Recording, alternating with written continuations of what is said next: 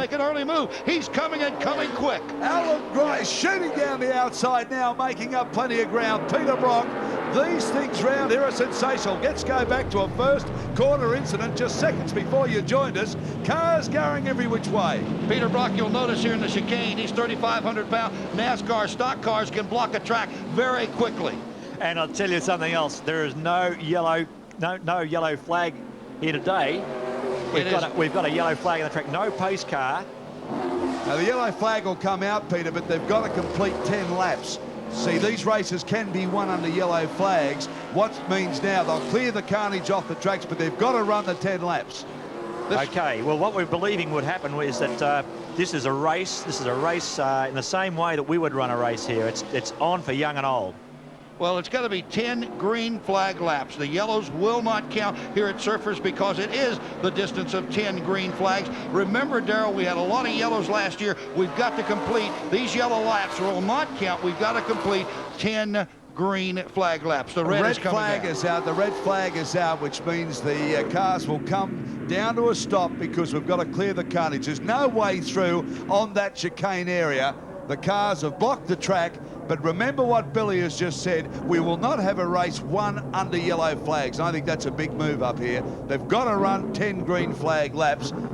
And there's Bradley Jones is going into the pits. Now he would right up to second place. Was blowing smoke. Bradley's coming into the pits. He's taking advantage of this situation to try and get that car. Well, this is going to hurt him. He will have to go to the rear, Peter, of the field once they restart. Now, he was in third spot in qualifying, but he'll go to the back of the pack. No, he's in big problems out there at the moment, Billy, and he needs to repair that car, so I don't think he'll mind that. It's his only chance. Look at the mess. Look at the fluid. Look at the oil. Look at the water. Look on the surface of the racetrack, Darrell. That can make one of these stock cars play havoc. Well, Billy, that's right in the area. They're going to come down here at really big speeds and come into this chicane.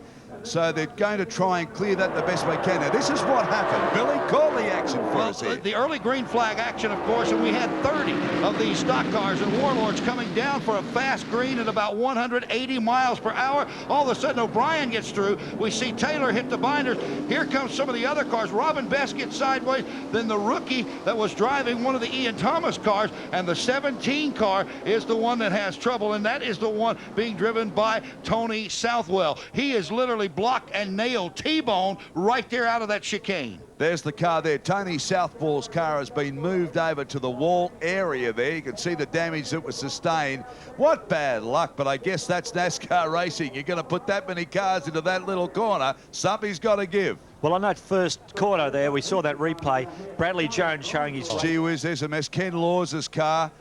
That little Oldsmobile Delta not looking too handy at the moment. And they've just asked the cars to shut the engines down as they got through that blocked area. But let me speak just briefly about this oil. Now, they're putting down the kitty litter. That's the stage ride to try to mop this. Racing now, so the NASCAR's back on the pace as they roar down to where we started this chaos from, down to the first chicane. We'll come to Billy in a moment as they come down there. But watch this, it's Doug Taylor. Doug Taylor out in front now. Charlie O'Brien, there's Hansford there is there too. Grice is getting a bit of muscle as he goes through. Let's hope they all come to this time, Billy, a better start. Bump and grind, but single file through that corner, and the American Doug Taylor has gotten out front as he shut the door on O'Brien. Here is Doug Taylor now, works for Hendricks Motorsports, his second run here in Australia, and he looks well, but O'Brien's not going to give him much room. No, look, Charlie got dudded on that start then. He just got it wrong, but oh, he'll put pressure on now.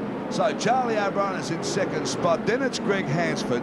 He's in third spot in the yellow car. Look at the dust and dirt coming off this circuit. These cars are really going to slip and slide away as Taylor goes through. O'Brien now closes up. Charlie O'Brien wants to run up the beachfront side by side. Charlie O'Brien says, I'm going to get the lead back. Hansford runs with him. This is a real motor race. That's a street fight. It is Taylor and O'Brien rim riding as they come up that beach straightaway, up the back straight, heading for turn 8, turn 9. What a wild, and O'Brien has got the lead. And Hansford's tucked in right behind the team boss, and you could see that Charlie took that very tight line out of the corner, missed all the oil and the rubbish on the outside. A bit of tactics, but also a bit of luck, I figure. Hansford slid by too. There too. Have a look at Max Stumsy in car 5. He's really going well. He's hanging on. Grice is now making his move up. That's Taylor. There's Grice now as he comes through, but Charlie O'Brien has just opened up a gap. You need that clear bit of road, and Charlie be relishing this because now he can see exactly what bit of road he should be missing or running over, because the big problem he's got sitting right behind on this very tight street circuit is you just can't see where all the rubble's coming from because your vision's so blurred. Greg Hansford, one of the most experienced pedallers in this country. Gee, he's dabbled in some sport. He's always there, isn't he? Hey, Greg Hansford's one of the most underrated drivers we've ever had in this country. Towards the end of the Alan Moffat racing enterprise there recently, Greg Hansford was really mixing it with the front guys. I'll tell you one thing about Charlie O'Brien, guys. He has gotten Billy Hagan or somebody to put a real power horse on board that Oldsmobile. O'Brien now 3-4 car lengths separating. He in second place, but keep an eye on Alan Grice. Doug Taylor's back there to sleeper in third. Grice is in fifth. A good battle for fourth, but Grice is coming hard. Charlie O'Brien, the local Gold Coasters, resided here all his life, and really now Hansford starting to turn up the pressure as they come through. There's Taylor, he's in third place. Grice is back in fourth. No, it's Dumsey. Dumsey's back in fourth, and Grice is back in fifth. Grice is fifth, and he's trying to get a little battle going on with Dumsey. Can't do it right now. They're single file. Now, this is where, when they get in the straightaway, Peter, we'll see these cars, 5 and 6 of them up front, work the draft. Yeah, well, I reckon that Charlie, at the moment, he's got his car working very well. He looks like he's doing it easily. He'd be very mindful of Greg right now in this draft you're talking about down the straight. Very, very possible. We shall wait and see. It's amazing, Daryl, and still the dust coming up from this kitty litter that we placed down all the way around this Surfer's Paradise course.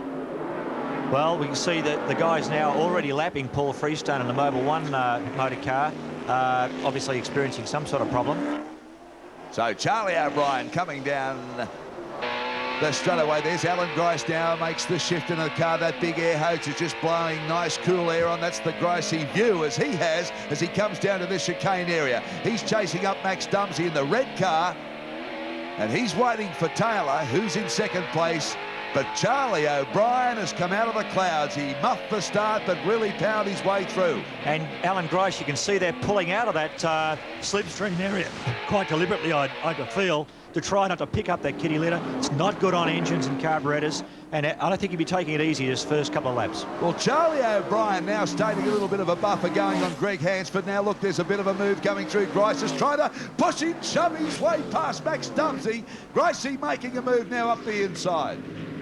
Well, Grice, of course, wants that front bad, and it's a long way to go yet because 10 laps around this course is really very tricky. But keep an eye on Alan Grice. They're just shuffling right by us here in the straightaway. They begin to really get up through that gearbox, hit that thing up to 180 miles an hour. And as we watch the action here, Charles Stewart is over in the pits with a very disappointed Brad Jones.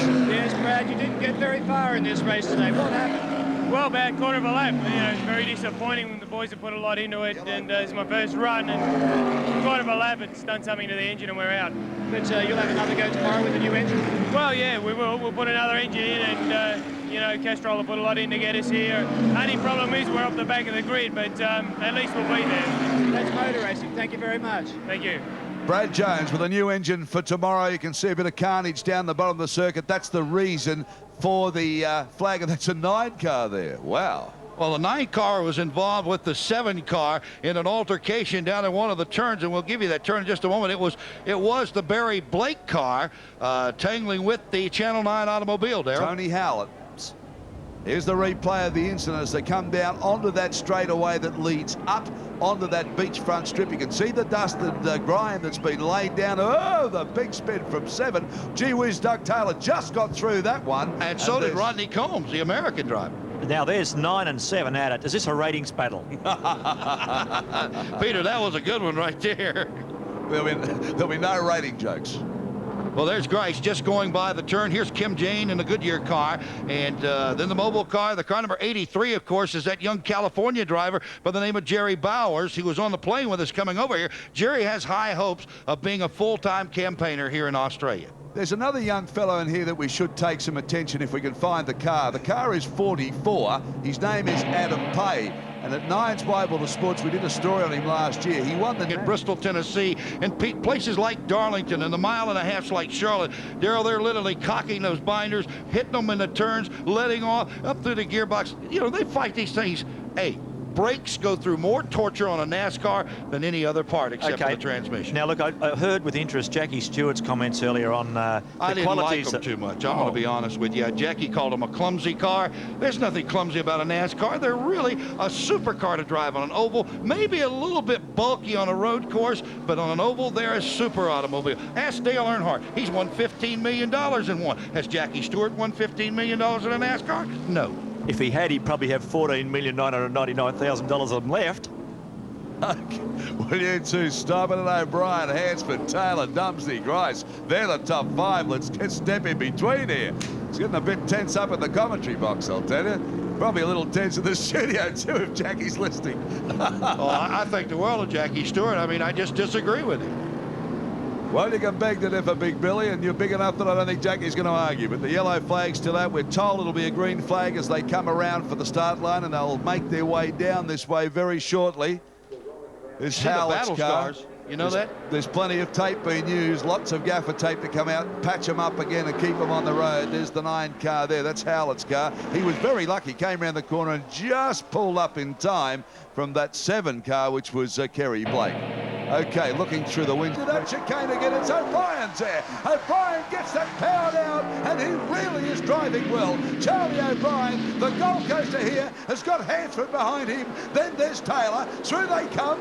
Oh, plenty of muscle and push and shove, but they all get through. Billy. Did you see Grice go 2 abreast through that chicane? You don't do that, but he did it and made a masterful move. Taylor's back in 3rd. Grice is in 5th. Dumsey's in 4th, but Grice wants the front bad, He does, guys. but I just noticed that my young brother, Philip Brock, there doing some rather interesting manoeuvres in his automobile. He's up to 7th spot. He's about 14th before. He told me last night he was going to give it absolute heaps today. Good luck. Here he comes now in this black job. He's doing great. Okay, so Peter Brock's a little nervous up here too, watching brother Phil go round. But at the moment, it's Charlie O'Brien as they blast their way up the beachfront again. Here's Grice side by side with Dumsey. We'll see what happens in the horsepower race here. This will close them up. Greg Hansford now tries to make a move, takes his line and sets the car up. Grice has still got behind Dumsey. Hasn't got the horsepower this year, Gricey. Certainly had it last year. Through they come. It's still Taylor in 3rd, then Dumsey, and then Grice. You know, I must agree with you. I've watching Grice before, and that little short bit before that flag came out, Grice, he seems to be losing it down those straights. So maybe he hasn't done the tuning that he should have done during the last year. He doesn't have the horsepower. There's no doubt in my mind that Charlie O'Brien has got the power at the moment. Doug Taylor's got a lot of power. Now, we're riding on board with Grice here just for a moment, and it looked like they were really riding at about 150 miles an hour. Now, we see a little bit of a slide, a little bit of slipperiness coming through the corner out of O'Brien's car, Darrell. Okay, Charlie O'Brien now and Greg Hansford. Gee, they've had some battles, these fellows, around Mount Panorama. They've done it down at Phillip Island. They've done it around all sorts of circuits. Amaroo Park here in Australia, but never on the streets of the Gold Coast. And Hansford now is saying, hey, I'm into this NASCAR racing. I can handle it. Charlie, you won the 50 grand last year, but I'm going to make you work for it this year. You know, the great thing of interest, I think, to us road racer type people is how well these cars are handling this course. They're looking good. And as they come down, we'll take a break from the NASCARs. Back shortly. Stay with us, Australia. We show you what's happened. Oh, That's Ian Thomas. Well, Thomas. Oh. Ian Thomas losing it in the chicane, locking it down. Oh, Laws goes into the wall backwards. Look how he shortened that car, and we got more. Looks like there's fluid on the track, Well, that's Peter. where all that fluid was from before, from that accident. There's definitely fluid being laid down. This is fresh fluid. This is a recent blow-up, probably from the very first car that went in, and unfortunately under brakes, those cars have been caught up in it, and they're going every way, every which way. Well, Look at the rear end, Darrell, of Laws's car where he went in backwards. Here we go. Billy. All right, as they come down through the chicane, first car, it looks like there's the engine blowing. That's Terry Byers' automobile. Byers loses yet another engine. Grice escapes it. Ian Thomas gets into the oil. He begins to ice skate with that automobile. And behind Ian, back up before that straightaway, here goes Laws hard into the wall backwards. Then we'll see the 05 car spinning 360, 380 degrees, keeps it out of the wall. Let me tell you, Goodman in the 05 car has had no luck whatsoever. That's his second shunt, but look at this. Laws's car has really been shortened up. Now, what about this guy running the 05 number? I mean, that's probably his big problem. He never gave me a call. Peter Brock's number, of course, 05. He's made famous right round Australia. But look at car 6, the Laws car. He's still sitting in that vehicle, but it's a mess, Billy Cannell. And we'll have to credit it all to a grenaded engine that literally went off like a hand grenade in Terry Byers' automobile. This is Goodman coming around. He's had a couple of shunts. There is an ambulance on the course, and we've got a black and white checkered flag being waved in front of us. They've called it off. Charlie O'Brien will win it, and it is over. And the 6th, the way you called it, Darrell, will finish in the top 6. That's how they'll finish because of this carnage here.